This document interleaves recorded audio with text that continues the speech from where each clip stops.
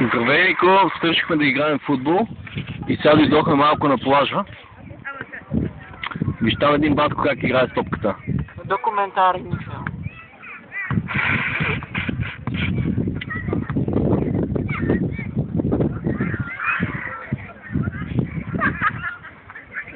Двама батката играят с фризби.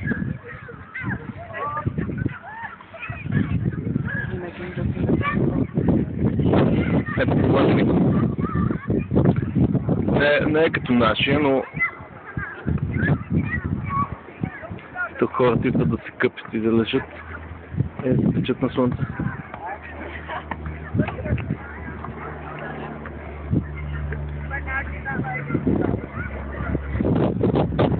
Ето го и самолета горе.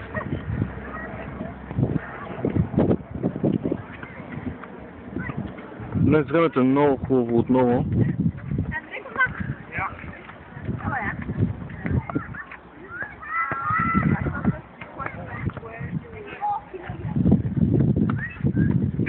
Аз Нико ще остана тук малко, след което ще изляза след около час да пия кафента и ще ти направя ново филмче. Чао, Нико, много те обичам.